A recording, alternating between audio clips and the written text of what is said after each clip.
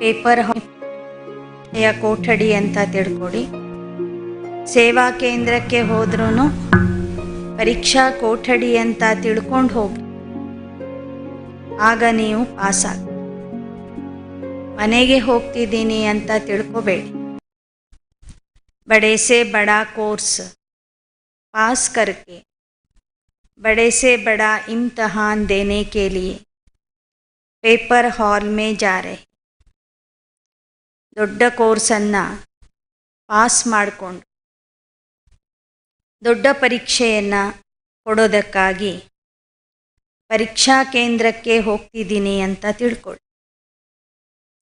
Centres पर जब तक पढ़ाई करते हो तो वह हो गई स्कूल की पढ़ाई, लेकिन जब मधुबन वरदान भूमि में डायरेक्ट बाप दादा व निमित्त बने हुए सभी बड़े महारथियों द्वारा ट्रेनिंग लेते हो, पढ़ाई करते हो, तो मानो कॉलेज व यूनिवर्सिटी का स्टूडेंट. ನಿಮ್ಮ ನಿಮ್ಮ ಸೇವಾ ಕೇಂದ್ರದಲ್ಲಿ ಮುರಳಿ ಕೇಳ್ತೀರಿ, ಯೋಗ ಮಾಡ್ತೀರಿ, ಅಭ್ಯಾಸ ಮಾಡ್ತೀರಿ.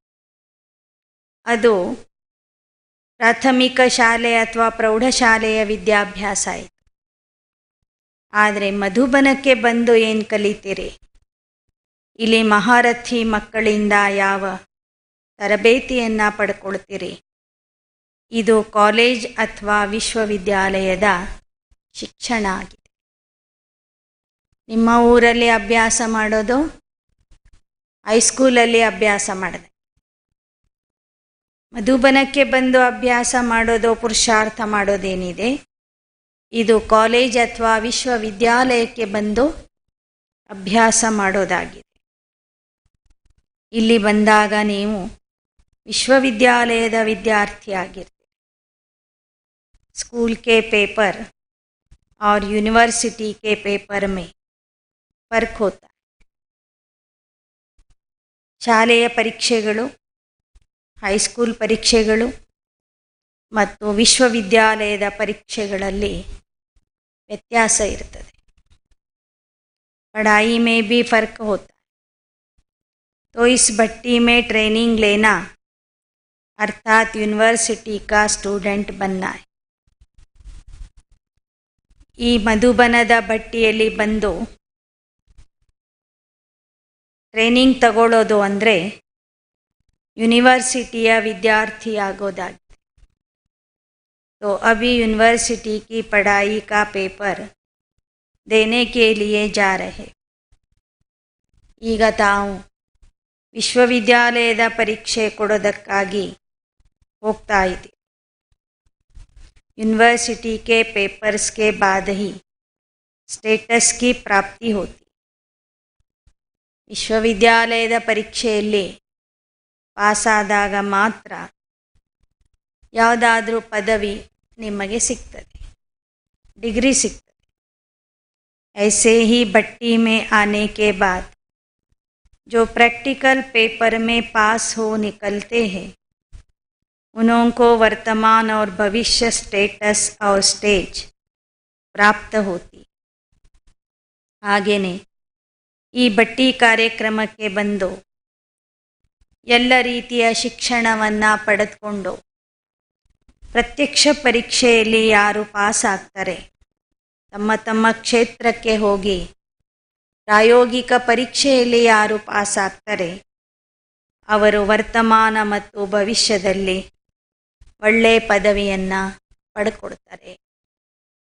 तो यह कॉमन बात नहीं समझ. ಇದು ಸಾಧಾರಣ ವಿಚಾರ ಅಂತ ತಿಳ್ಕೋಬೇಡಿ. भले पहले सेंटर्स पर पढ़ाई करते रहे हो, पेपर भी देते रहे हो, लेकिन यह यूनिवर्सिटी का पेपर है. ಮೊದಲು ಸಹ ನೀವು ನಿಮ್ಮ ನಿಮ್ಮ ಸೇವಾ ಕೇಂದ್ರಗಳಲ್ಲಿ ಅಭ್ಯಾಸ ಮಾಡಿದ್ದೀರಿ, ಅನೇಕ ಪರೀಕ್ಷೆಗಳನ್ನು ಪಾಸ್ ಮಾಡಿದ್ದೀರಿ. ಆದರೆ ಮಧುಬನದ ಟ್ರೈನಿಂಗ್ ತಗೊಂಡ ನಂತರ ಈಗ ನಿಮ್ಮ ಸ್ಥಳಕ್ಕೆ ಹೋಗಿ ಯಾವ ಪರೀಕ್ಷೆ ಕೊಡೋರಿದ್ದೀರಿ, ಅದು ವಿಶ್ವವಿದ್ಯಾಲಯದ ಪರೀಕ್ಷೆ ಆಗಿದೆ ಅಂತ ಹೇಳ್ತಾರೆ ಬಾಬಾ.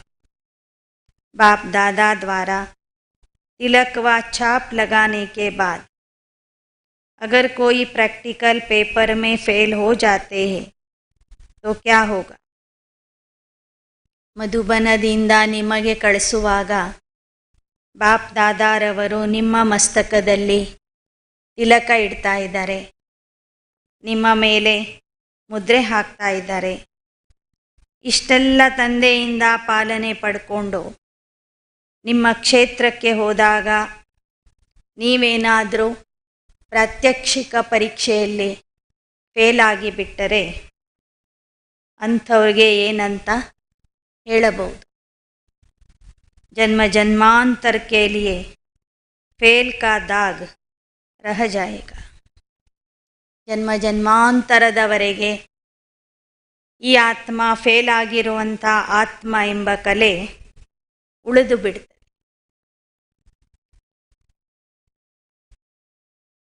फेल होने का संस्कार व अपनी चलन महसूस होती हो तो आज के दिन में वह रहा हुआ दाग व कमजोरी की चलन व संस्कार मिटा कर जाना. ಇನ್ನೂ ಸಹ ನಿಮಗೇನಾದರೂ ಫೇಲ್ ಆಗ್ತೀನಿ ಅಂತ ಭಯ ಇದ್ದರೆ, ಸಂಶಯ ಇದ್ದರೆ, ಆ ಭಯದ ಸಂಸ್ಕಾರ, ದುರ್ಬಲತೆಯ ಸಂಸ್ಕಾರ ಮಧುಬನದಲ್ಲಿಯೇ ಬಿಟ್ಟು ಶಕ್ತಿಶಾಲಿಯಾಗಿ ನಿಮ್ಮ ಕ್ಷೇತ್ರಕ್ಕೆ ಹೋಗ್ರಿ. जिससे कि पेपर हॉल में जाए, पेपर में फेल न होने पाए. समझा? ಪರೀಕ್ಷೆ ಕೊಡೋದಕ್ಕೆ ಸಿದ್ಧರಾಗಿ ಹೋಗಬೇಕು. ಸಿದ್ಧರಾಗಿ ಹೋದಾಗ ಆ ಪರೀಕ್ಷೆಯಲ್ಲಿ ನೀವು ಫೇಲ್ ಆಗೋದಿಲ್ಲ, ಪಾಸ್ ಆಗ್ತೀವಿ. समझा? वह पेपर तो दे दिया, वह तो सहज है, लेकिन फाइनल नंबर व मार्क्स प्रैक्टिकल पेपर के बाद ही मिलते. ಮೊದಲು ಮಧುಬನದಲ್ಲಿ ಏನಾದರೂ ಬಟ್ಟಿ ಕಾರ್ಯಕ್ರಮ ಇದ್ದಾಗ, ಬಟ್ಟಿ ಕಾರ್ಯಕ್ರಮ ಇತ್ತು ಅಂದರೆ ಕೊನೆಗೆ ಒಂದು ಪರೀಕ್ಷೆನೂ ಮಾಡ್ತಿದ್ರು. ಅಲ್ಲಿ ಲಿಖಿತ ಪರೀಕ್ಷೆ ಇರ್ತಿತ್ತು. ಆ ಬಟ್ಟಿಯಲ್ಲಿ ಅವ್ರು ಯಾವ ಕ್ಲಾಸ್ಗಳನ್ನು ಕೇಳಿರ್ತಾರೆ ಆ ಎಲ್ಲ ಧಾರಣಾ ಕ್ಲಾಸ್ಗಳ ಆಧಾರದಿಂದ ಒಂದು ಪ್ರಶ್ನೆ ಪತ್ರಿಕೆ ಮಾಡಿ ಎಲ್ಲರಿಗೂ ಕೊಡ್ತಿದ್ರು. ಎಲ್ಲರೂ ಆ ಪ್ರಶ್ನೆ ಪತ್ರಿಕೆಗೆ ಉತ್ತರನೂ ಬರೀತಿದ್ರು. ಅದಕ್ಕೆ ಬಾಬಾ ಹೇಳ್ತಿದ್ದಾರೆ, ಮಧುಬನದಲ್ಲಿ ಏನು ನೀವು ಲಿಖಿತ ಪರೀಕ್ಷೆ ಕೊಟ್ಟಿದ್ದೀರಿ ಅದರಲ್ಲಿ ಏನೋ ಪಾಸ್ ಆಗಿಬಿಟ್ಟಿದ್ದೀರಿ. ಆದರೆ ಈಗ ನಿಮ್ಮ ಸ್ಥಾನಕ್ಕೆ ಹೋದಾಗ ಅಲ್ಲಿ ಪ್ರಾಕ್ಟಿಕಲ್ ಪರೀಕ್ಷೆ ನಡೀತದೆ. ಆ ಪ್ರಾಕ್ಟಿಕಲ್ ಪರೀಕ್ಷೆಯ ಅಂಕಗಳನ್ನು ಸೇರಿಸಿದಾಗ ಮಾತ್ರ ನೀವು ಪಾಸು ಫೇಲು ಅಂತ ಸ್ಪಷ್ಟವಾಗಿ ಗೊತ್ತಾಗ್ತದೆ. तो यह स्मृति और दृष्टि दोनों को परिवर्तन में लाकर जाना है. ಆದ್ದರಿಂದ ನಿಮ್ಮ ಸ್ಮೃತಿ ಮತ್ತು ದೃಷ್ಟಿಯನ್ನು ಪರಿವರ್ತನೆ ಮಾಡ್ಕೊಂಡು ಹೋಗಬೇಕು. ಸ್ಮೃತಿ में क्या रहे कि हर सेकंड मेरा पेपर हो रहा है. ಸ್ಮೃತಿಯಲ್ಲಿ ಏನಿರಬೇಕು ಅಂದರೆ ಪ್ರತಿ ಕ್ಷಣದಲ್ಲಿ ನನ್ನ ಪರೀಕ್ಷೆ ನಡೀತಾ ಇದೆ, ನಾನು ಪೇಪರ್ ಬರಿತಾ ಇದ್ದೀನಿ ಅಂತ ತಿಳ್ಕೋಬೇಕು. दृष्टि में क्या रहे, पढ़ाने वाला बाप और पढ़ने वाला मैं, ಸ್ಟೂಡೆಂಟ್ ಆತ್ಮ. ದೃಷ್ಟಿಯಲ್ಲಿ ಏನಿರಬೇಕು, ಓದಿಸುವವನು ತಂದೆ, ಓದುವನು ನಾನು. ನಾನು ಆ ತಂದೆಯ ವಿದ್ಯಾರ್ಥಿ ಆತ್ಮ ಆಗಿದ್ದೀನಿ ಅಂತ ನೆನ್ಪಿಟ್ಕೊಳ್ಳಿ. ಸ್ಮೃತಿಯಲ್ಲಿ ಪ್ರತಿ ಕ್ಷಣ ನಾನು ಪರೀಕ್ಷೆ ಕೊಡ್ತಿದ್ದೀನಿ ಅಂತ ತಿಳ್ಕೊಳ್ಳಿ. ದೃಷ್ಟಿಯಲ್ಲಿ ಓದಿಸುವವನು ತಂದೆ, ನಾನು ಅವನ ವಿದ್ಯಾರ್ಥಿ ಅಂತ ನೆನ್ಪಿಟ್ಕೊಳ್ಳಿ. यह स्मृति वृत्ति और दृष्टि बदल कर जाने से फेल नहीं होंगे. ಈ ಥರ ನಿಮ್ಮ ಸ್ಮೃತಿ, ನಿಮ್ಮ ವೃತ್ತಿ, ನಿಮ್ಮ ದೃಷ್ಟಿಯನ್ನು ಪರಿವರ್ತನೆ ಮಾಡಿಕೊಂಡು ಹೋದಾಗ ನಿಮ್ಮ ಕ್ಷೇತ್ರಕ್ಕೆ ಹೋದಾಗಲೂ ನೀವು ಫೇಲ್ ಆಗೋದಿಲ್ಲ, ಪಾಸ್ ಆಗ್ತೀರಿ. ಒಂದು ನಿಮ್ಮ ಸ್ಮೃತಿ, ನೆನಪುಗಳು ಬದಲಾಗಬೇಕು. ವೃತ್ತಿ ಅಂದರೆ ವಿಚಾರಗಳು ಬದಲಾಗಬೇಕು. ದೃಷ್ಟಿ ಅಂದರೆ ದೃಷ್ಟಿಕೋನ ಬದಲಾಗಬೇಕು. ಆಗ ಮಾತ್ರ ನೀವು ಪಾಸ್ ಆಗಲಿಕ್ಕೆ ಸಾಧ್ಯ. तो भट्टी कोई साधारण बात नहीं समझ. ಭಟ್ಟಿಗೆ ಹೋಗಿ ಬರುವುದು ಅಂದರೆ ಸಾಧಾರಣ ವಿಚಾರ ಅಂತ ತಿಳ್ಕೊಬೇಡ್ರಿ. ಯ ಭಟ್ಟಿ ಕಿ ಛಾಪ್ और ತಿಲಕ್ ಸದಾ ಕಾಯಂ ರಖನಾ ಹೈ. ಭಟ್ಟಿಯ ಈ ಮುದ್ರೆ ಮತ್ತು ತಿಲಕ ಸದಾ ನಿಮ್ಮಲ್ಲಿ ಅವಿನಾಶಿಯಾಗಿ ಇರಬೇಕು. ಬಾಬಾ ಏನೋ ಮಧುಬನದಿಂದ ಹೋಗುವಾಗ ನಿಮ್ಮ ಮಸ್ತಕದಲ್ಲಿ ತಿಲಕ ಕೊಡ್ತಾ ಇದ್ದಾರೆ ಮತ್ತು ನಿಮ್ಮ ಮೇಲೆ ಮುದ್ರೆ ಹಾಕ್ತಾ ಇದ್ದಾರೆ. ಅದು ನಿಮ್ಮಲ್ಲಿ ನಿರಂತರ ಇರಬೇಕು. जैसे यूनिवर्सिटी का सर्टिफिकेट सर्विस दिलाता है, पद की प्राप्ति कराता है, ऐसे ही यह भट्टी का तिलक व छाप सदा अपने पास प्रैक्टिकल में कायम रखना, यह बड़े से बड़ा सर्टिफिकेट है. ಹೇಗೆ ವಿಶ್ವವಿದ್ಯಾಲಯದಲ್ಲಿ ಓದಿದವರಿಗೆ ದೊಡ್ಡ ನೌಕರಿ ಸಿಗ್ತದೆ, ದೊಡ್ಡ ಸ್ಥಾನಮಾನ ಸಿಗ್ತದೆ, ಹಾಗೆ ಮಧುಬನದ ಈ ಭಟ್ಟಿಯಿಂದ ಯಾರು ತಿಲಕ ಮತ್ತು ಮುದ್ರೆ ಹಾಕಿಸ್ಕೊಂಡು ಹೋಗ್ತಾರೆ ಅವರಿಗೆ ತಂದೆ ಕೊಟ್ಟಂತಹ ದೊಡ್ಡ ಸರ್ಟಿಫಿಕೇಟ್ ಅದಾಗಿರ್ತದೆ. ತಂದೆಯಿಂದ ತಿಲಕ ಇಟ್ಕೊಂಡು ಹೋಗೋದು ಮತ್ತು ಮುದ್ರೆ ಹಾಕಿಸ್ಕೊಂಡು ಹೋಗೋದೇ ಅವರಿಗೆ ಸಿಗುವಂಥ ಒಂದು ದೊಡ್ಡ ಸರ್ಟಿಫಿಕೇಟ್ ಆಗಿದೆ ಅಂತ ಬಾಬಾ ಹೇಳ್ತಿದ್ದಾರೆ. जिसको सर्टिफिकेट नहीं होता वह कभी भी कोई ಸ್ಟೇಟಸ್ नहीं पा सकते. ಭಲೆ ಒಬ್ಬ ವಿದ್ಯಾರ್ಥಿ ಎಷ್ಟೇ ಓದಿರಬಹುದು, ಆದರೆ ಅವನ ಹತ್ತಿರ ಆ ಡಿಗ್ರಿಯ ಸರ್ಟಿಫಿಕೇಟ್ ಇಲ್ಲದೆ ಹೋದರೆ ಅವನಿಗೆ ಎಲ್ಲೂ ಸಹ ನೌಕರಿ ಸಿಗೋದಿಲ್ಲ, ಕೆಲಸ ಸಿಗೋದಿಲ್ಲ. ಸರ್ಟಿಫಿಕೇಟ್ ಇದ್ದರೆ ಮಾತ್ರ ಒಂದು ಸ್ಥಾನಮಾನ ಉದ್ಯೋಗ ಆ ವ್ಯಕ್ತಿಗೆ ಸಿಗ್ತದೆ. इस रीति से यह भी एक ಸರ್ಟಿಫಿಕೇಟ್. ಹಾಗೆ ಇವರು ಮಧುಬನದ ಭಟ್ಟಿಯಿಂದ ತಯಾರಾಗಿ ಹೋಗ್ತಿದ್ದಾರೆ ಎಂಬ ಮುದ್ರೆಯನ್ನು ನೀವು ಹಾಕಿಸ್ಕೋಬೇಕು. ವಿಜಯದ ತಿಲಕವನ್ನು ನೀವು ಧರಿಸ್ಕೋಬೇಕು. ಅದೇ ನಿಮಗೆ ಸರ್ಟಿಫಿಕೇಟ್ ಆಗಿರ್ತದೆ. ಭವಿಷ್ಯ ವ ವರ್ತಮಾನ ಪದ ಕಿ ಪ್ರಾಪ್ತಿ ವ ಸಫಲತಾ ಕಾ ಸರ್ಟಿಫಿಕೇಟ್. ಈ ಸರ್ಟಿಫಿಕೇಟ್ ನಿಮಗೆ ಭವಿಷ್ಯದಲ್ಲಿ ಮತ್ತು ವರ್ತಮಾನದಲ್ಲಿ ಶ್ರೇಷ್ಠ ಪ್ರಾಪ್ತಿಯ ವರದಾನ ಕೊಡ್ತದೆ, ಶ್ರೇಷ್ಠ ಪ್ರಾಪ್ತಿಯನ್ನು ಮಾಡಿಸ್ತದೆ. ಇದು ಸಫಲತೆಯ ಸರ್ಟಿಫಿಕೇಟ್ ಆಗಿದೆ. ಸರ್ಟಿಫಿಕೇಟ್ ಕೋ ಸದೈವ ಸಂಭಾಲ ಜಾತಾ ಹೈ.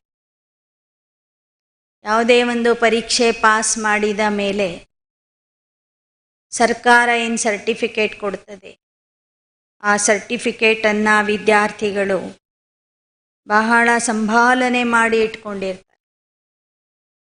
ಬಹಳ ಎಚ್ಚರಿಕೆ ವಹಿಸಿ ಅದನ್ನು ಇಟ್ಕೊಂಡಿರ್ತಾರೆ. ಅಲ್ಬೇಲೆಪನ್ ಸೆ ಖೋ ಜಾತಾ ಹೈ. ಆದರೆ ಹುಡುಗಾಟಿಕೆ ಮಾಡುವಂಥ ವಿದ್ಯಾರ್ಥಿಗಳು, ಅಲಕ್ಷ್ಯ ಮಾಡುವಂಥ ವಿದ್ಯಾರ್ಥಿಗಳು ಒಮ್ಮೊಮ್ಮೆ ಸರ್ಟಿಫಿಕೇಟನ್ನೇ ಕಳ್ಕೊಂಡು ಬಿಡ್ತಾರೆ. ಹಾಗೆ ಇಲ್ಲೂ ಸಹ ಕಬಿ ಮಾಯಾ ಸರ್ಟಿಫಿಕೇಟ್ ಚುರಾ ಲೇತಿ. ಒಮ್ಮೊಮ್ಮೆ ಮಾಯೆ ಬಾಬಾ ಕೊಟ್ಟಿರುವಂಥ ಸರ್ಟಿಫಿಕೇಟನ್ನು ಮಕ್ಕಳಿಂದ ಕಸ್ಕೊಂಡು ಬಿಡ್ತದೆ, ಸರ್ಟಿಫಿಕೇಟನ್ನು ಕದ್ದು ಬಿಡ್ತದೆ. कभी भी माया के अधीन यानी वश होकर पुरुषार्थ में अलबेलापन नहीं लाना है. ಅದಕ್ಕಾಗಿ ನೀವು ಯಾವತ್ತೂ ಮಾಯೆಗೆ ಅಧೀನ ಆಗಿ ಪುರುಷಾರ್ಥದಲ್ಲಿ ಅಲಕ್ಷ್ಯ ಮಾಡಬಾರದು. नहीं तो आप समझेंगे हमको सर्टिफिकेट है, लेकिन माया व ರಾವಣ ಸರ್ಟಿಫಿಕೇಟ್ ಚುರಾ ಲೇತಿ. ನೀವು ತಿಳ್ಕೊಂಡಿರ್ತೀರಿ ಸರ್ಟಿಫಿಕೇಟ್ ನಮ್ಮ ಹತ್ರ ಬಹಳ ಚೆನ್ನಾಗಿ ಇಟ್ಕೊಂಡಿದ್ದೀವಿ ಅಂತ. ಆದರೆ ಮಾಯೆ ಅಥವಾ ರಾವಣ ನಿಮಗೆ ಗೊತ್ತಿಲ್ಲದೆ ಆ ಸರ್ಟಿಫಿಕೇಟನ್ನು ಕದ್ಕೊಂಡು ಬಿಟ್ಟಿರ್ತದೆ. जैसे आजकल के डाकू व पॉकेट काटने वाले ऐसा युक्ति से काम करते हैं जो बाहर से कुछ भी पता नहीं पड़ता है, अंदर खाली हो जाता है. ಬಾಬಾ ಉದಾಹರಣೆ ಹೇಳ್ತಾ ಇದ್ದಾರೆ. ಈಗಿನ ಡಾಕುಗಳು ಅಥವಾ ಕಳ್ಳರು, ಕಳ್ಳರು ಜೇಬನ್ನು ಹೇಗೆ ಕತ್ತರಿಸ್ತಾರಂದರೆ ಆ ವ್ಯಕ್ತಿಗೆ ಗೊತ್ತೇ ಆಗೋದಿಲ್ಲ. ಆ ಥರ ಅವರು ಕಳ್ಳತನ ಮಾಡಿರ್ತಾರೆ, ಪಾಕೆಟ್ ಹೊಡೆದಿರ್ತಾರೆ. ಎಷ್ಟೋ ಸಮಯದ ನಂತರ ಇವ್ರಿಗೆ ಗೊತ್ತಾಗ್ತದೆ ನನ್ನ ಹಣ ಹೋಗಿದೆ ಅಂಥೇಳಿ. ಹಾಗೆ इसी प्रकार अगर पुरुषार्थ में अलबेलापन लाया तो रावण अंदर ही अंदर सर्टिफिकेट चुरा लेगा और आप स्टेटस पा नहीं सकेंगे. ಹಾಗೆಯೇ ನೀವೇನಾದರೂ ಪುರುಷಾರ್ಥದಲ್ಲಿ ಅಲಕ್ಷ್ಯ ಮಾಡಿದರೆ, ನಿರ್ಲಕ್ಷ್ಯ ಮಾಡಿದರೆ, ರಾವಣ ಒಳಗೇನೆ ಸೇರಿಕೊಂಡು ನಿಮ್ಮ ಸರ್ಟಿಫಿಕೇಟನ್ನು ಕದ್ದು ಬಿಡ್ತಾನೆ. ಸರ್ಟಿಫಿಕೇಟ್ ಕಳ್ಕೊಂಡಾಗ ನಿಮಗೆ ಯಾವ ಸ್ಥಾನ ಮಾನ ಪದವಿ ಸಿಗಬೇಕಿರ್ತದೆ ಆ ಪದವಿ ನಿಮಗೆ ಸಿಗೋದಿಲ್ಲ. ಇಸ್ಲಿಯೇ ಅಟೆನ್ಷನ್ ಸಮझा. ಅದಕ್ಕಾಗಿ ಬಹಳ ಎಚ್ಚರಿಕೆ ವಹಿಸಿ ಬಾಬಾ ಕೊಟ್ಟಿರುವಂಥ ತಿಲಕ ಮತ್ತು ಮುದ್ರೆಯನ್ನು ಅವಿನಾಶಿಯಾಗಿ ಧಾರಣೆ ಮಾಡಿಕೊಳ್ಳಿ. ಅದೇ ನಿಮಗೆ ಬಾಬಾ ಕೊಡುವ ಸರ್ಟಿಫಿಕೇಟ್ ಆಗಿ. ಆ ಸರ್ಟಿಫಿಕೇಟನ್ನು ಯಾವುದೇ ಕಾರಣದಿಂದ ಅಲಕ್ಷ್ಯತನ ಮಾಡಿ ಆಲಸಿಗಳಾಗಿ ಆ ಸರ್ಟಿಫಿಕೇಟನ್ನು ಕಳ್ಕೋಬೇಡಿ ಅಂತ ಬಾಬಾ ಹೇಳ್ತಿದ್ದಾರೆ.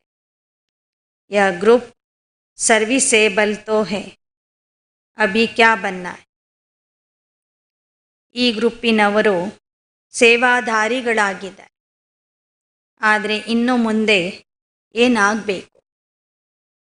जैसे सर्विसेबल हो वैसे ही अभी सर्विस में एक तो त्रिकालदर्शीपन का सेंस भरना है और दूसरा रूहानियत का इसेंस भरना है. ಸೇವಾಧಾರಿ ಆಗಿದ್ದೀರಿ, ಆದರೆ ಜೊತೆಗೆ ತ್ರಿಕಾಲದರ್ಶಿ ಸ್ಥಿತಿಯ ಸಾರ ತುಂಬ್ಕೋಬೇಕು. ನಿಮ್ಮ ಸ್ಥಿತಿ ತ್ರಿಕಾಲದರ್ಶಿ ಸ್ಥಿತಿ ಆಗಬೇಕು. ಎರಡನೆಯದು ಆತ್ಮೀಯತೆಯ ಸುಗಂಧ ನಿಮ್ಮಲ್ಲಿ ತುಂಬ್ಕೋಬೇಕು. जब तीनों बातें मिल जाएगी, सर्विस, सेंस और इसेंस. इसेंस सूक्ष्म होता है ना, तो यह रूहानियत का इसेंस और त्रिकालदर्शीपन का सेंस भरने से सर्विसेबल के साथ सक्सेसफुल हो जाएंगे. ಸೇವೆ, ತಿಳುವಳಿಕೆ ಮತ್ತು ಜ್ಞಾನದ ಸಾರ ಅಥವಾ ಸುಗಂಧ, ಈ ಮೂರು ಗುಣಗಳು ಜೊತೆಗೆ ಇದ್ದಾಗ ನೀವು ಸೇವಾಧಾರಿಯ ಜೊತೆಗೆ ವಿಜಯಿಗಳಾಗ್ತೀರಿ, ಸಕ್ಸಸ್ಫುಲ್ ಆಗ್ತೀರಿ. तो सेंस और इसेंस कहाँ तक हर एक ने अपने अंदर भरा है वह ಚೆಕ್ करना है. ನಿಮ್ಮಲ್ಲಿ ಜ್ಞಾನದ ಸೂಕ್ಷ್ಮತೆ ಎಷ್ಟಿದೆ, ಯೋಗದ ಇಸೆನ್ಸ್ ಅಥವಾ ಶಕ್ತಿ ಸುಗಂಧ ಎಷ್ಟಿದೆ ಅಂತ ನೋಡ್ಕೊಳ್ಳಿ. ಒಂದು ಇಸೆನ್ಸ್ ತಯಾರು ಮಾಡಬೇಕು, ಒಂದು ಸಣ್ಣ ಬಾಟ್ಲಿಯಲ್ಲಿ ಇಸೆನ್ಸ್ ತಯಾರು ಮಾಡಬೇಕಂದ್ರೆ 100 ಹೂಗಳನ್ನು ಹಾಕಿದಾಗ ಅದರ ಸುಗಂಧ ಒಂದು ಚಮಚದಲ್ಲಿ ನಮಗೆ ಸಿಗ್ತದೆ. ಇಸೆನ್ಸ್ ಅಂದರೆ ಸಾರ. ಬಾಬಾ ಹೇಳ್ತಾರೆ, ಆ ಥರ ಯೋಗದ ಶಕ್ತಿ ಅಥವಾ ಸಾರ ನಿಮ್ಮಲ್ಲಿ ಎಷ್ಟು ತುಂಬಿದೆ ಅಂತ ನೋಡ್ಕೊಳ್ಳಿ. ಜ್ಞಾನದ ಸೆನ್ಸ್ ಅಂದರೆ ಜ್ಞಾನದ ತಿಳುವಳಿಕೆ ಎಷ್ಟಿದೆ ಅಂತ ತಿಳ್ಕೊಳ್ಳಿ. ಅಭಿ ಸಮಯ ಹೇ ಪೇಪರ್ ಹಾಲ್ ಮೇ ಜಾನೆ. ಈಗ ಯಾವ ಸಮಯ ಬಂದಿದೆ? ಪರೀಕ್ಷಾ ಕೇಂದ್ರಕ್ಕೆ ಹೋಗುವಂತಹ ಸಮಯ ಬಂದಿದೆ. जैसे पेपर हॉल में जाने से पहले 2 घंटे आगे भी तैयारी करके जाते हैं. ಹೇಗೆ ವಿದ್ಯಾರ್ಥಿಗಳು ಪರೀಕ್ಷಾ ಕೇಂದ್ರಕ್ಕೆ ಹೋಗುವ 1-2 ಗಂಟೆ ಸಹ ಮುಂಚಿತವಾಗಿಯೇ ತಯಾರಾಗಿ ಹೋಗ್ತಾರೆ. 1-2 ಗಂಟೆನೂ ಅವರು ಸಮಯ ವ್ಯರ್ಥ ಮಾಡೋದಿಲ್ಲ. ಕೇಂದ್ರದ ಒಳಗೆ ಪ್ರವೇಶ ಮಾಡೋ ತನಕನೂ ನೋಡ್ತಾನೆ ಇರ್ತಾರೆ, ಅಭ್ಯಾಸ ಮಾಡ್ತಾನೆ ಇರ್ತಾರೆ, ನೋಟ್ಬುಕ್ ನೋಡ್ತಾನೆ ಇರ್ತಾರೆ. आपको भी पेपर हॉल में जाने के पहले अपने को तैयार करने के लिए अभी समय. ಪರೀಕ್ಷೆಗೆ ಹೋಗುವಂಥವ್ರಿಗೆ ಮಧ್ಯ ಮಧ್ಯ 1 ದಿನ 2 ದಿನ ಅವಕಾಶ ಕೊಟ್ಟಿರ್ತಾರೆ ಓದ್ಕೊಳ್ಳಿಕ್ಕೆ. ಹಾಗೆ ನಿಮಗೂ ಸಹ ಬಾಬಾ ಹೇಳ್ತಾರೆ, ಪರೀಕ್ಷೆಗೆ ತಯಾರಾಗೋದಕ್ಕೆ ಈಗ ನಿಮಗೆ ಸಮಯ ಕೊಡಲಾಗಿದೆ. ಪರೀಕ್ಷೆಯ ತಯಾರಿ ಮಾಡಿಕೊಳ್ಳಿಕ್ಕೆ ಸಮಯ ಕೊಡಲಾಗಿದೆ. ಜೈಸೆ ಸುನಾಯಾ ಥಾ कि ब्रह्मा कुमार के साथ में ತಪಸ್ವಿ ಕುಮಾರ್ ಬಿ ದಿಖಾಯಿ. ಹೇಗೆ ಬಾಬಾ ಹೇಳಿದರು, ಬ್ರಹ್ಮ ಕುಮಾರ ಆಗೋದರ ಜೊತೆಗೆ ನೀವು ತಪಸ್ವಿ ಕುಮಾರನು ಆಗಬೇಕು. तो वह अपने नैनों में चेहरे में रूहानियत धारण की है. ಆ ಥರ ನೀವು ನಿಮ್ಮ ನಯನಗಳಲ್ಲಿ ಅಥವಾ ಮುಖದಲ್ಲಿ ಆತ್ಮಿಕ ಸ್ಥಿತಿಯನ್ನು ಧಾರಣೆ ಮಾಡಿಕೊಂಡಿದ್ದೀರಾ. जो जाते ही अलौकिक न्यारे और सबके प्यारे नजर आओ. ಈ ಭಟ್ಟಿ ಕಾರ್ಯಕ್ರಮದಿಂದ ನಿಮ್ಮ ಸ್ಥಳಕ್ಕೆ ಹೋದಾಗ ನೋಡುವಂಥವರಿಗೆ ನೀವು ಅಲೌಕಿಕ ವ್ಯಕ್ತಿಯ ರೂಪದಲ್ಲಿ ಕಾಣಿಸ್ಬೇಕು. ನ್ಯಾರ ಮತ್ತು ಪ್ಯಾರಾ ಸ್ಥಿತಿಯಲ್ಲಿ ಕಾಣಿಸ್ಬೇಕು. न सिर्फ भट्टी वालों को लेकिन जो भी मधुबन में आते हैं उन सभी को यह धारणाएं विशेष रूप से करनी. ಕೇವಲ ಭಟ್ಟಿ ಮಾಡ್ಕೊಂಡು ಹೋಗೋರಿಗೆ ಮಾತ್ರ ಅಲ್ಲ, ಈ ಮಾತನ್ನು ಬಾಬಾ ಮಧುಬನಕ್ಕೆ ಬರುವಂಥ ಎಲ್ಲ ಮಕ್ಕಳಿಗೆ ಹೇಳ್ತಾ ಇದ್ದಾರೆ. ಯಾರೆಲ್ಲರೂ ಮಧುಬನಕ್ಕೆ ಬಂದು ಹೋಗ್ತೀರಿ, ಅವರು ಹೋದ ನಂತರ ಯಾವ ಥರ ಕಾಣಿಸ್ಬೇಕು? ಅವರು ಅಲೌಕಿಕ ವ್ಯಕ್ತಿಯ ರೂಪದಲ್ಲಿ ಕಾಣಿಸ್ಬೇಕು. ನ್ಯಾರ ಮತ್ತು ಪ್ಯಾರಾ ಸ್ಥಿತಿ ಅವರಲ್ಲಿ ಕಾಣಿಸ್ಬೇಕು. न सिर्फ भट्टी वालों लेकिन मधुबन में जो भी आते हैं उन सभी को यह धारणाएं विशेष रूप से करनी. ಮಧುಬನಕ್ಕೆ ಬರುವಂಥವರು ಎಲ್ಲರೂ ಈ ಧಾರಣೆಯನ್ನು ಮಾಡ್ಕೊಂಡು ಹೋಗಬೇಕು.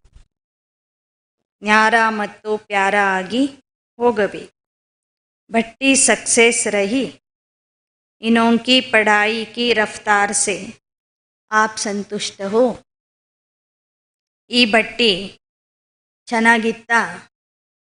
ನಿಮಗೆ ಹೇಗೆ ಅನ್ನಿಸ್ತು? ಮತ್ತು ಭಟ್ಟಿಯಲ್ಲಿ ಕ್ಲಾಸ್ ಮಾಡಿರುವಂತಹ ನಿಮಿತ್ತರಿಗೆ ಬಾಬಾ ಕೇಳ್ತಾ ಇದ್ದಾರೆ, ಇವರ ಪುರುಷಾರ್ಥದ ವೇಗ ನೋಡಿ ನಿಮಗೇನು ಅನ್ನಿಸ್ತು? ನೀವು ಸಂತುಷ್ಟಿದ್ದೀರಾ? आप भट्टी की पढ़ाई से अपने पुरुषार्थ में संतुष्ट हुए. ಭಟ್ಟಿಗೆ ಬಂದಂಥ ಕುಮಾರ್ಸ್ಗಳಿಗೆ ಬಾಬಾ ಕೇಳ್ತಾ ಇದ್ದಾರೆ, ನೀವು ಭಟ್ಟಿಗೆ ಬಂದು ಏನೆಲ್ಲ ಕಲ್ತಿದ್ದೀರಿ, ಓದಿದ್ದೀರಿ, ಪುರುಷಾರ್ಥ ಮಾಡಿದ್ದೀರಿ, ಅದರಿಂದ ನಿಮಗೆ ಖುಷಿ ಆಗಿದೆಯೇ? ಸಂತುಷ್ಟ ಆಗಿದ್ದೀರಾ? ಭಟ್ಟಿಯ ಕ್ಲಾಸ್ಗಳನ್ನು ಮಾಡಿದವ್ರಿಗೂ ಬಾಬಾ ಕೇಳ್ತಾ ಇದ್ದಾರೆ, ಬಂದಂಥ ಈ ಆತ್ಮರನ್ನು ನೋಡಿ ನಿಮಗೇನು ಅನ್ನಿಸ್ತು? ಕುಚ್ ರಹಾ ತೋ ನಹೀ ಹೇನಾ? ಅಭಿ ನ ರಹಾ ಹೇ, ಫಿರ್ ಕಬ್ ರಹೇಗಾ ಕ್ಯಾ? ಮತ್ತೇನು ಉಳಿದಿಲ್ಲಲ್ವಾ ಹೇಳೋದು? ಅದಕ್ಕೆ ಅಣ್ಣಂದಿರೆಲ್ಲ ಹೇಳಿದರು, ಏನೂ ಉಳಿದಿಲ್ಲ, ಎಲ್ಲ ರೀತಿಯ ಶಿಕ್ಷಣ ನಮಗೆ ಕೊಟ್ಟಿದ್ದಾರೆ. ಹಾಗಾದರೆ ಎಲ್ಲವನ್ನೂ ಕಲ್ತಿದ್ದೀರಿ ಅಂದರೆ ನಿಮ್ಮ ಊರಿಗೆ ಹೋದ ನಂತರ ಪ್ರತ್ಯಕ್ಷ ಪರೀಕ್ಷೆಯಲ್ಲಿ, ಪ್ರಾಕ್ಟಿಕಲ್ ಪರೀಕ್ಷೆಯಲ್ಲಿ ನೀವು ಪಾಸ್ ವಿತ್ ಆನರ್ ಆಗಬೇಕು ಅಂತ ಬಾಬಾ ವಿಶೇಷವಾಗಿ ಇಲ್ಲಿ ತಿಳಿಸ್ತಾ ಇದ್ದಾರೆ. ಮುರಳಿಯ ಮುಂದಿನ ಭಾಗ ನಾಳೆ ದಿನ ಮತ್ತೆ ನಾವು ಕೇಳೋಣ. ಓಂ ಶಾಂತಿ. ಕುಮಾರ್ಸ್ಗಳ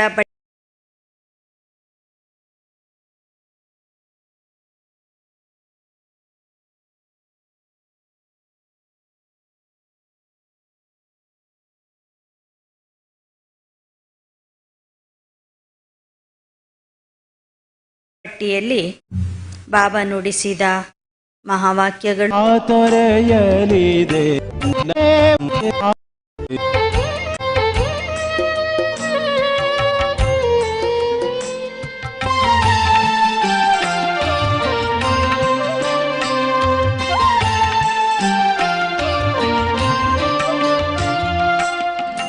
ನಿನ್ನ ನೋಡಿ ಕಂಡೆ ನಾನು, ಒಡನೆ ತಂದೆ ರೂಪವಾ, ಎನ್ನ ಜೀವನ ಸಖನು ನೀನೆ, ಸರ್ವ ಸಂಬಂಧ ನೀನೆ.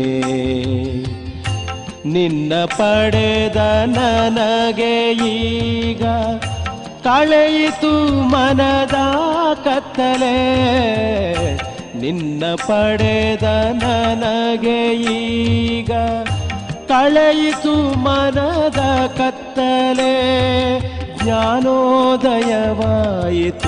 ನನಗೆ. ನನ್ನ ಮನ ನಿನ್ನ ಮಿಲನಕ್ಕೆ ಹಾತೊರೆಯಲಿದೆ ಶಿವ ತಂದೆ.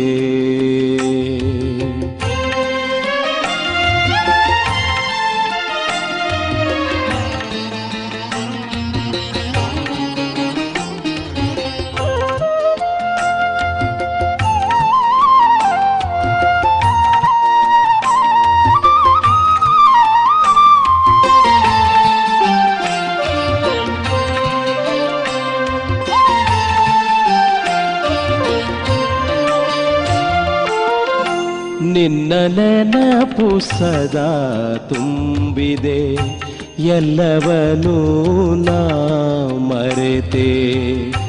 ನಿನ್ನ ಪಡೆದು ಎಲ್ಲ ಪಡೆದೆ, ಮತ್ತೇನನು ನಾ ಬಯಸೆ. ನಿನ್ನ ನೆನಪಿನ ಉಯ್ಯಾಲೆ ತೂಗುತ್ತಿದೆ ಮನದಂಗಳದಿ, ನಿನ್ನ ನೆನಪಿನ ಉಯ್ಯಾಲೆ ತೂಗುತ್ತಿದೆ ಮನದಂಗಳದಿ, ತೂಗುತ್ತಿದೆ ಮನದಂಗಳದಿ. ನನ್ನ ಮನ ನಿನ್ನ ಮಿಲನಕ್ಕೆ ಹಾತೊರೆಯಲಿದೆ ಶಿವ ತಂದೆ.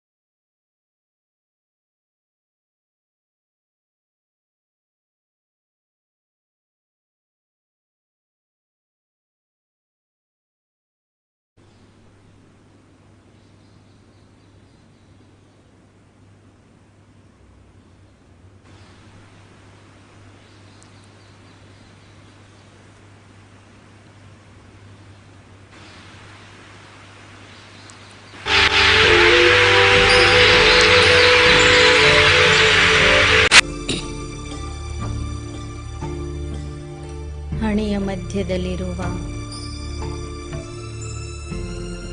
ಹೊಳೆಯುವ ನಕ್ಷತ್ರ ನಾನು.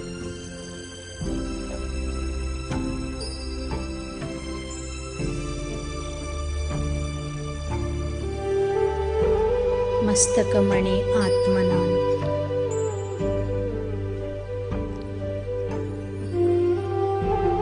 ಈ ಸ್ಥೂಲ ದೇಹದಿಂದ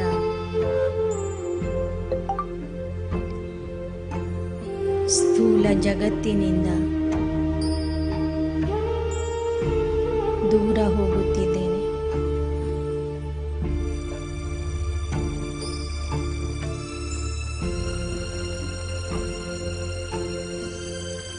ಫರಿಷ್ಠಾ ರೂಪಧಾರಿಯಾಗಿ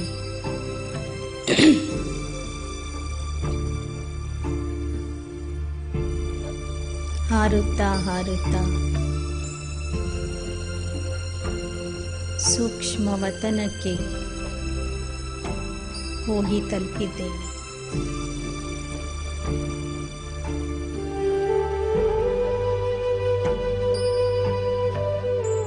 ಫರಿಷ್ಠಾ ರೂಪದಲ್ಲಿ ಇರುವಂತಹ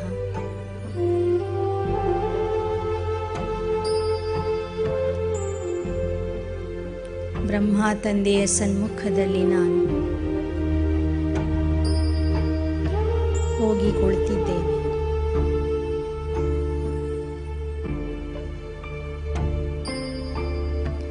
ಬ್ರಹ್ಮರವರ ಹಣೆಯ ಮಧ್ಯದಲ್ಲಿ ಸರ್ವಶಕ್ತಿವಂತನಾದ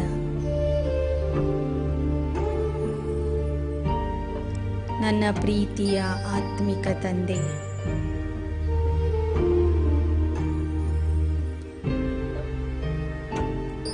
ಆ ಪರಮಾತ್ಮನನ್ನು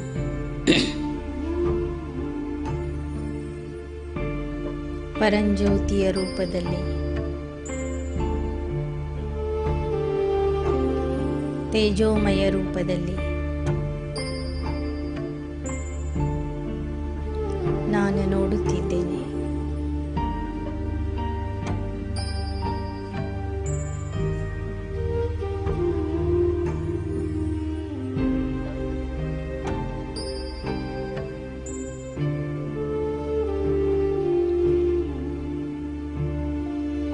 ಈ ದಿನ ನಾನು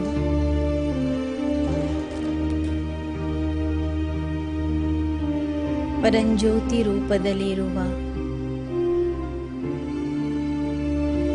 ಆ ಪರಮಾತ್ಮನಿಗೆ ನನ್ನ ಹಿರಿಯ ಸಹೋದರನ ರೂಪದಲ್ಲಿ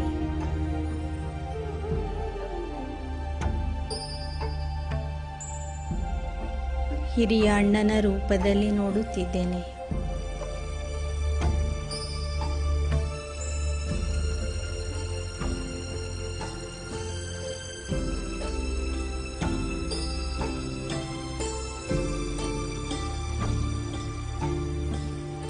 ಸಂಗಮ ಯುಗದಲ್ಲಿ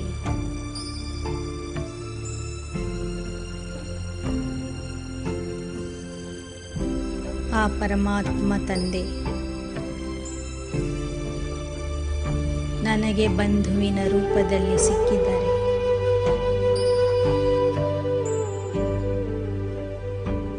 ನಾನು ಎಂತಹ ಭಾಗ್ಯಶಾಲಿ ಆತ್ಮ ಆಗಿದ್ದೇನೆ.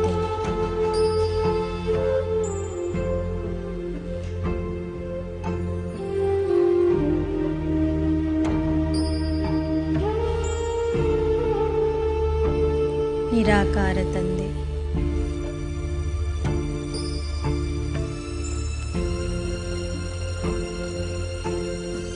ನನ್ನ ಹಿರಿಯ ಸಹೋದರನ ಸಂಬಂಧದಿಂದ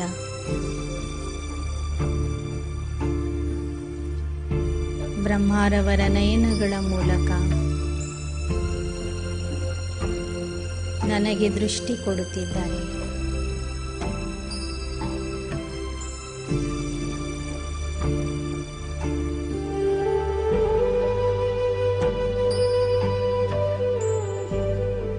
ಹಿರಿಯ ಸಹೋದರನ ಪ್ರೀತಿ ವಾತ್ಸಲ್ಯ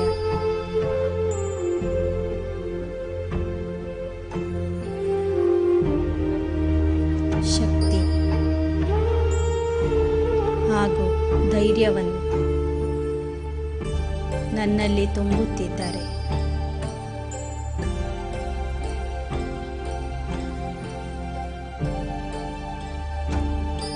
ಬ್ರಹ್ಮರವರ ನಯನದ ಮೂಲಕ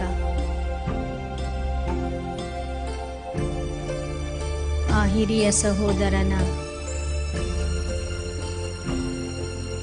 ಶಕ್ತಿಶಾಲಿ ದೃಷ್ಟಿಯನ್ನು ಸ್ವೀಕರಿಸಿ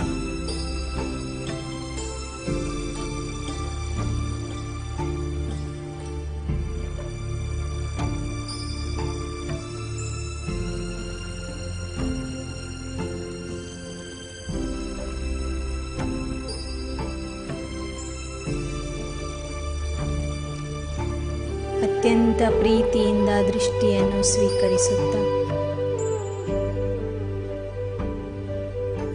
ಆತ್ಮಿಕ ಸಂಭಾಷಣೆಯನ್ನು ಪ್ರಾರಂಭ ಮಾಡಿರಿ.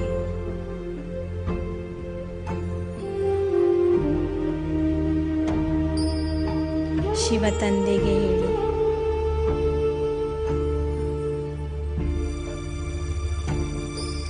ಸಂಗಮ ಯುಗದಲ್ಲಿ ನನಗೆ ನೀನು ನಿರಾಕಾರ ರಾಮನ ರೂಪದಲ್ಲಿ, ಶಿವರಾಮನ ರೂಪದಲ್ಲಿ ಸಿಕ್ಕಿದೀಯ.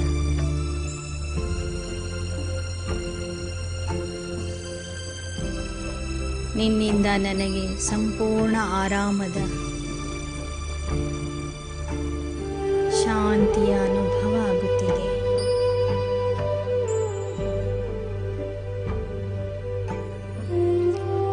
ನಾನು ನಿನ್ನ ಅನುಜ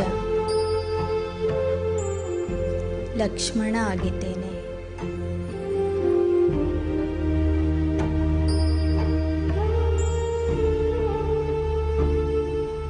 ಭಕ್ತಿ ಮಾರ್ಗದಲ್ಲಿ ರಾಮ ಲಕ್ಷ್ಮಣನ ಪ್ರೀತಿಯ ದೃಷ್ಟಾಂತ ಏನಿದೆ, ಚರಿತ್ರೆ ಇದೆ, ಅದು ನನ್ನ ಹಾಗೂ ನಿನ್ನ ಚರಿತ್ರೆಯಾಗಿದೆ.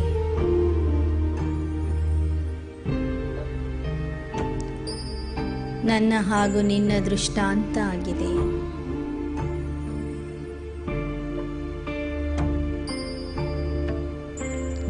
ಹೇ ನನ್ನ ಆತ್ಮೀಯ ಬಂಧು ಆಗಿರುವಂತಹ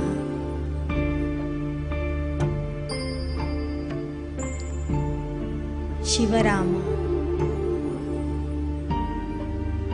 ನಾನು ನಿನ್ನ ಅನುಜ ಲಕ್ಷ್ಮಣ ಆಗಿದ್ದೇನೆ. ನನ್ನ ಜೀವನಕ್ಕೆ ಯಾವುದೇ ಲಕ್ಷ್ಯ ಇರಲಿಲ್ಲ,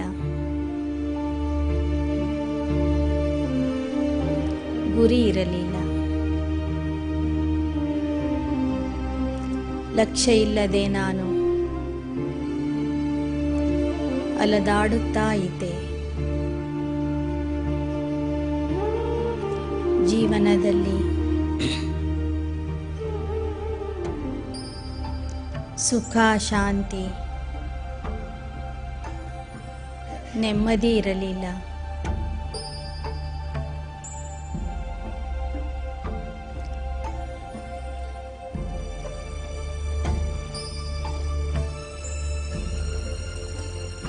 ಹೀಗೆ ದುಃಖದಲ್ಲಿ ಅಲದಾಡುತ್ತಿರುವ ನನ್ನನ್ನು ನೀನು ಅನುಜನ ರೂಪದಲ್ಲಿ ಸ್ವೀಕರಿಸಿ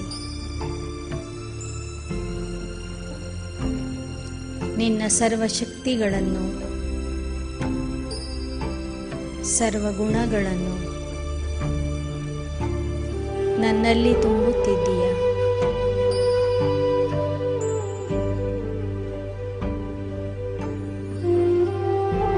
ಈಗ ಬಾಬಾ ನಿಮಗೆ ಹೇಳುತ್ತಿದ್ದಾರೆ,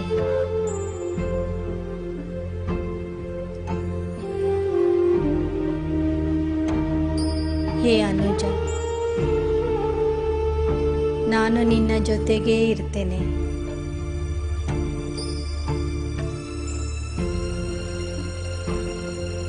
ನಿನ್ನ ಜೀವನದ ಜವಾಬ್ದಾರಿಯನ್ನು ನಾನು ವಹಿಸಿಕೊಳ್ಳುತ್ತೇನೆ.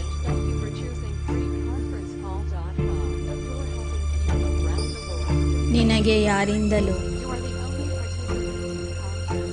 ಕಷ್ಟ ಬರದಂತೆ ನೋಡಿಕೊಳ್ಳುತ್ತೇನೆ.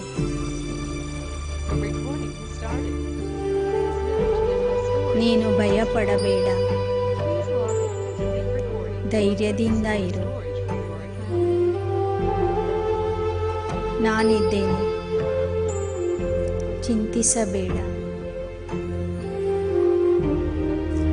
ನಾನು ನನಗಾಗಿ ಏನನ್ನೂ ಇಟ್ಟುಕೊಳ್ಳದೆ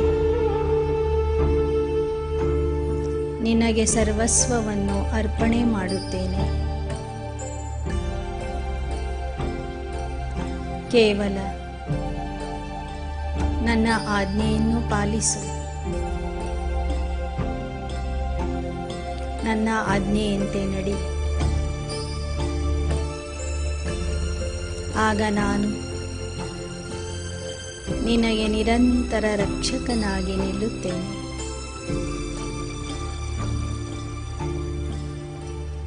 ಈಗ ನೀವು ಆ ಹಿರಿಯ ಸಹೋದರನಿಗೆ ಪ್ರೀತಿಯಿಂದ ಅಪ್ಪಿಕೊಂಡು ವಚನ ಕೊಡಿ. ಹೇ ನಿರಾಕಾರ ರಾಮ, ನಾನು ಜೀವನದ ಪರ್ಯಂತ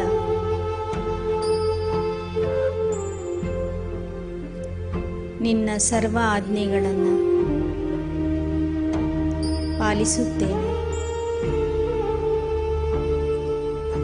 ನಿನ್ನ ಅನುಮತಿ ಇಲ್ಲದೆ ಯಾವ ಕರ್ಮವನ್ನೂ ಮಾಡೋದಿಲ್ಲ. ನಿನಗೆ ಇಷ್ಟ ಆಗುವ ಕರ್ಮಗಳನ್ನೇ ಮಾಡುತ್ತೇನೆ. ನಿನ್ನಿಂದ ನನಗೆ ಸಿಗುತ್ತಿರುವ ಸುಖ, ಶಾಂತಿ, ಧೈರ್ಯ, ರಕ್ಷಣೆ ಎಲ್ಲ ಆತ್ಮರಿಗೂ ಕೊಡುವಂತಹ ಸೇವೆ ಮಾಡುತ್ತೇನೆ.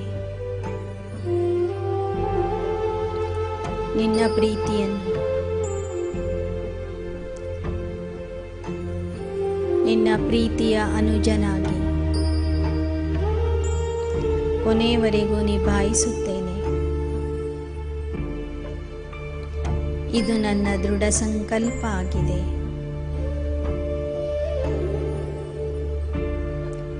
ಈ ನನ್ನ ದೃಢ ಸಂಕಲ್ಪ,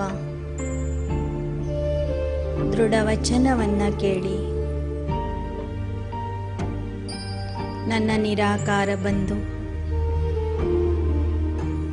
ಬ್ರಹ್ಮರವರ ಮೂಲಕ ಅತ್ಯಂತ ಖುಷಿಯಿಂದ, ಪ್ರೀತಿಯಿಂದ ಅಪ್ಪಿಕೊಳ್ಳುತ್ತಿದ್ದಾರೆ.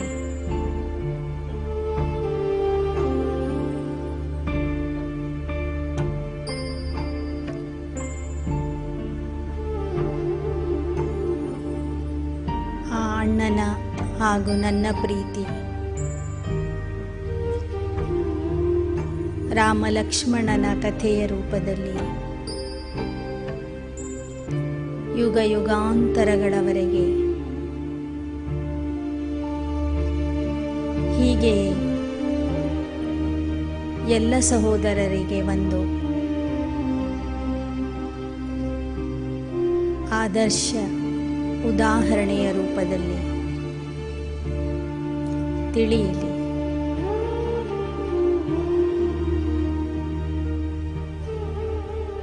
ನನ್ನಂತೆ ವಿಶ್ವದಲ್ಲಿ ಇರುವ ಎಲ್ಲ ಆತ್ಮರು ನಿನ್ನನ್ನು ತಮ್ಮ ಆತ್ಮೀಯ ಸಹೋದರನನ್ನಾಗಿ ಮಾಡಿಕೊಂಡು ಆ ಸಹೋದರನ ಪ್ರೀತಿಯನ್ನು ಅನುಭವ ಮಾಡಲಿ ಎಂದು ಶುಭ ಹಾರೈಸುತ್ತೇನೆ.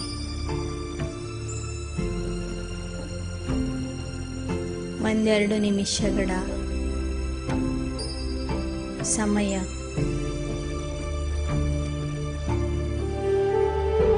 ಆ ಹಿರಿಯ ಸಹೋದರನ ಆಲಿಂಗನದಲ್ಲಿ ರಕ್ಷಣೆಯ ಅನುಭವ ಮಾಡಿ ಸುಖ ಶಾಂತಿ ಆನಂದದ ಅನುಭವ ಮಾಡ್ರಿ. ನಿರಾಕಾರ ರಾಮ ಸಾಕಾರ ಬ್ರಹ್ಮರವರ ಮೂಲಕ ಬೆನ್ನು ತಟ್ಟಿ ನನಗೆ ಧೈರ್ಯ ತುಂಬುತ್ತಿದ್ದಾರೆ ಎಂಬ ಅನುಭವದಲ್ಲಿ ಮುಳುಗಿರಿ.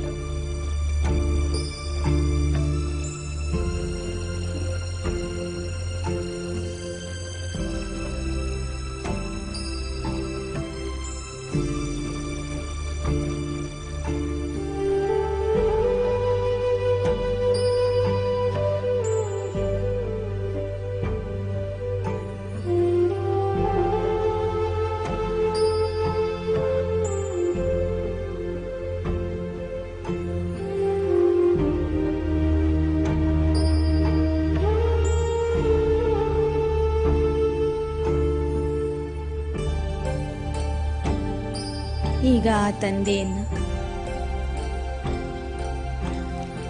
ನಿಮ್ಮ ಆಪ್ತ ಮಿತ್ರನ ರೂಪದಲ್ಲಿ ನೋಡ್ತಾ ಇರಿ. ಸ್ವಯಂ ಭಗವಂತ, ಸ್ವಯಂ ಪರಮಾತ್ಮ ಸಂಗಮ ಯುಗದಲ್ಲಿ ನನಗೆ ನನ್ನ ಆಪ್ತ ಮಿತ್ರನ ರೂಪದಲ್ಲಿ ಸಿಕ್ಕಿದ್ದಾರೆ. ಆತ್ಮೀಯ ಗೆಳೆಯನ ರೂಪದಲ್ಲಿ ಸಿಕ್ಕಿದ್ದಾರೆ.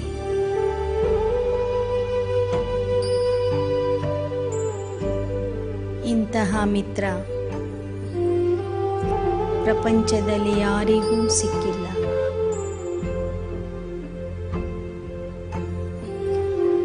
ಜನ್ಮ ಜನ್ಮಾಂತರದಿಂದ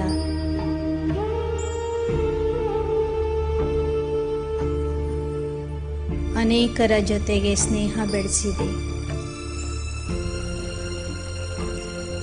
ಅನೇಕ ಮಿತ್ರರ ಜೊತೆಗೆ ಇದ್ದೆ. ಆದರೆ ನೀನು ಕೊಡುವಂತಹ ಸುಖ ಶಾಂತಿ ಸ್ನೇಹ ನನಗೆ ಯಾರಿಂದಲೂ ಸಿಕ್ಕಿರಲಿಲ್ಲ.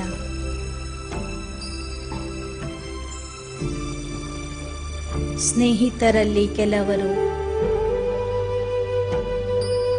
ನನಗೆ ಅಲ್ಪಕಾಲದ ಪ್ರೀತಿಯನ್ನು ಕೊಟ್ಟರು,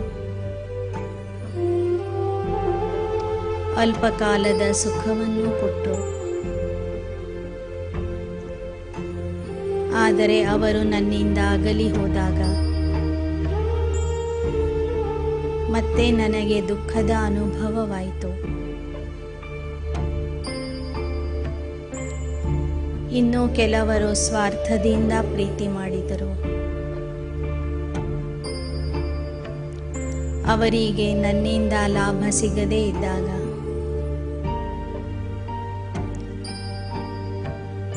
ನನ್ನ ಸ್ನೇಹವನ್ನು ಬಿಟ್ಟು ಹೋದರು.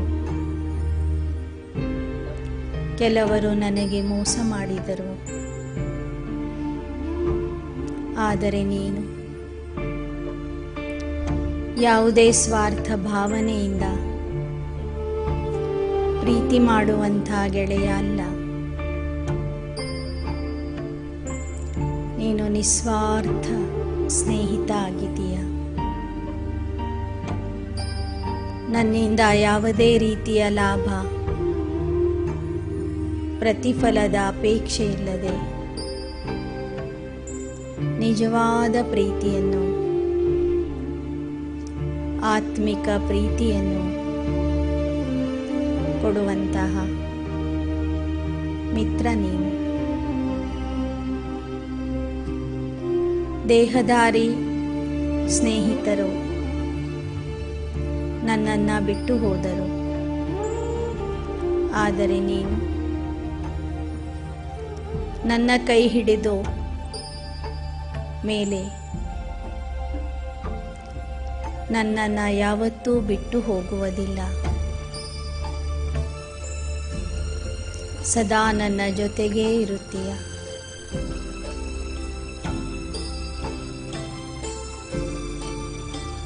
ನನ್ನ ಜೊತೆಗೆ ಊಟ ಮಾಡುತ್ತೀಯ, ನನ್ನ ಜೊತೆಗೆ ಆಟ ಆಡುತ್ತೀಯ, ನನ್ನ ಜೊತೆಗೆ ಓಡಾಡುತ್ತೀಯ. ನನ್ನ ಎಲ್ಲ ದುಃಖ ಕಷ್ಟಗಳನ್ನು ದೂರ ಮಾಡುವಂತಹ ಸ್ನೇಹಿತ ನೀನು. ಸದಾ ಈ ಸ್ನೇಹವನ್ನು ನಿಭಾಯಿಸಲು ಸಿದ್ಧನಾಗಿದೀಯ.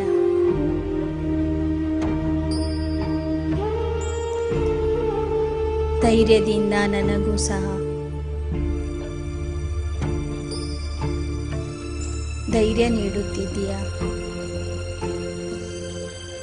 ನಾನಿದ್ದೀನಿ,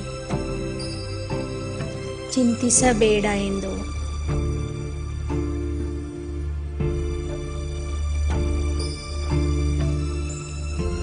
ಸಾಂತ್ವನ ನೀಡುತ್ತಾ ನನ್ನಲ್ಲಿ ಸದಾ ಕಾಲದ ಧೈರ್ಯ ತುಂಬುತ್ತಿದ್ದೀಯ.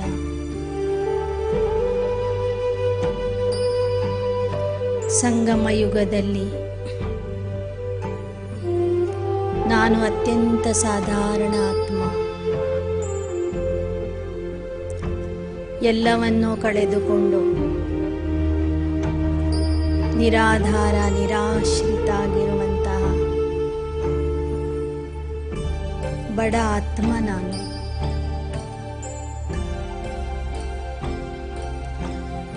ಅಂಥವನ ಜೊತೆಗೆ ಸ್ನೇಹ ಬೆಳೆಸಿದ ನಿರಾಕಾರ ಕೃಷ್ಣ ನೀನು. ಭಕ್ತಿ ಮಾರ್ಗದಲ್ಲಿ ಶ್ರೀಕೃಷ್ಣ ಸುಧಾಮನ ಮಿತ್ರತ್ವದ ಉದಾಹರಣೆ ಇದೆ. ಅವರಿಬ್ಬರ ಸ್ನೇಹ ಪ್ರೀತಿಯ ಕಥೆಯನ್ನು ಇವತ್ತಿನವರೆಗೂ ಭಕ್ತರು ಹಾಡುತ್ತಿದ್ದಾರೆ, ಚರಿತ್ರೆಯನ್ನು ಹಾಡುತ್ತಿದ್ದಾರೆ. ಅದು ನನ್ನ ಹಾಗೂ ನಿನ್ನ ಕಥೆಯಾಗಿದೆ.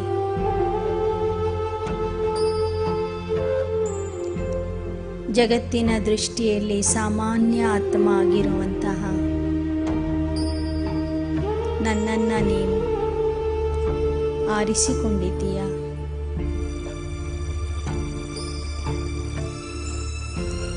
ನಿನ್ನ ವಿಶ್ವ ಕಲ್ಯಾಣದ ಕಾರ್ಯದಲ್ಲಿ ನನ್ನನ್ನು ಸಹಯೋಗಿ ಸಹಭಾಗಿಯನ್ನಾಗಿ ಮಾಡಿಕೊಂಡಿದ್ದೀಯ.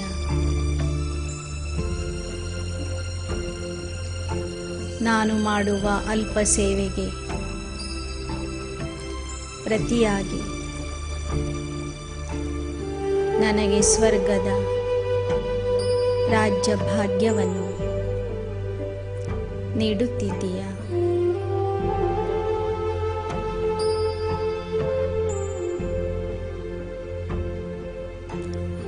ಸಂಗಮ ಯುಗದಲ್ಲಿ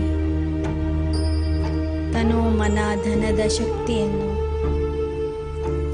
ಕಳೆದುಕೊಂಡಿರುವಂಥ ನಾನು ಆತ್ಮ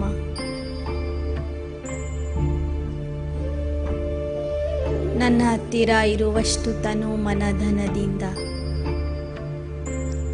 ನಿನ್ನ ಸೇವೆಯನ್ನು ಮಾಡುತ್ತಿದ್ದೇನೆ. ಅದರ ಪ್ರತಿಯಾಗಿ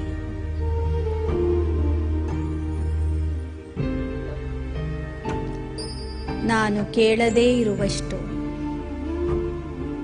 ಬೇಡದೇ ಇರುವಷ್ಟು, ಸಂಕಲ್ಪದಲ್ಲಿಯೂ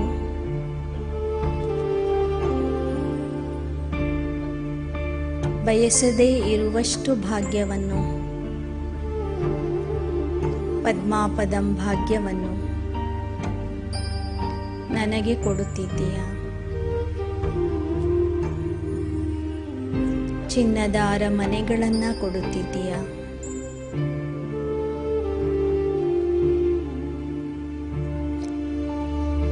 ಈ ನಿನ್ನ ಉಪಕಾರವನ್ನು ನಾನು ಹೇಗೆ ಸ್ಮರಿಸಲಿ?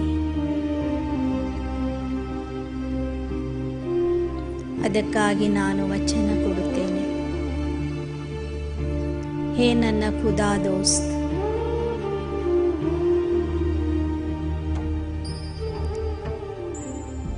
ನೀನು ನನ್ನ ಜೊತೆಗೆ ಮಾಡಿದ ಸ್ನೇಹವನ್ನು, ಬೆಳೆಸಿದ ಪ್ರೀತಿಯನ್ನು ನಾನು ಕೊನೆಯವರೆಗೂ ನಿಭಾಯಿಸುತ್ತೇನೆ.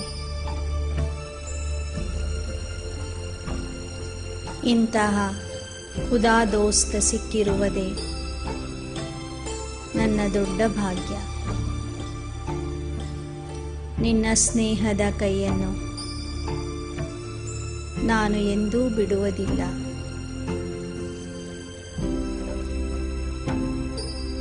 ನೀನು ಕೊಡುವ ಭಾಗ್ಯದ ಪ್ರತಿಯಾಗಿ ನಿನ್ನ ಪರಿಚಯವನ್ನು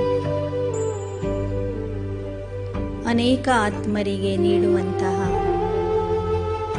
ಸೇವೆ ಮಾಡುತ್ತೇನೆ. ಭಕ್ತಿ ಮಾರ್ಗದಲ್ಲಿ तुम्ही हो माता पिता, तुम्ही हो ಬಂಧು ಸಖಾ, तुम्ही हो ಎಂದು ಯಾರು ಹಾಡಿದ್ದರು ಅವರೆಲ್ಲರಿಗೂ ಆ ಬಂಧು ಮತ್ತು ಸಖಾ ಸಂಬಂಧದ ಪರಿಚಯವನ್ನು ಮಾಡಿಕೊಡುತ್ತೇನೆ. ಅಣ್ಣನ ರೂಪದಲ್ಲಿ ಮತ್ತು ಮಿತ್ರನ ರೂಪದಲ್ಲಿ ನೀನು ನನಗೆ ಕೊಡುತ್ತಿರುವ ಸುಖ, ಶಾಂತಿ, ನೆಮ್ಮದಿ, ಧೈರ್ಯ, ಶಕ್ತಿ ಎಲ್ಲವನ್ನು ಅನೇಕ ಆತ್ಮರಿಗೆ ನಾನು ಹಂಚುತ್ತೇನೆ.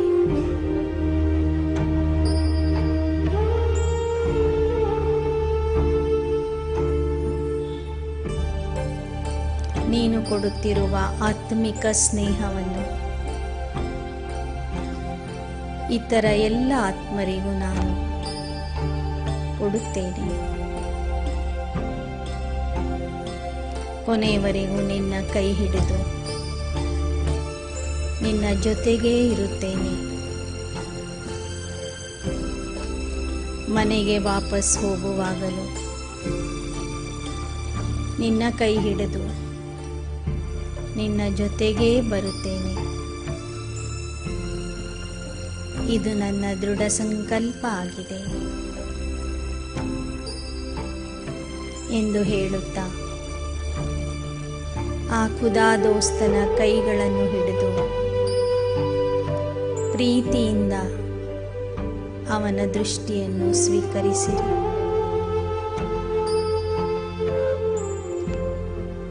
ಇಲ್ಲಿಯವರೆಗೆ ತಾವು ಕೇಳಿದ ಎಲ್ಲ ವಿಚಾರಗಳನ್ನು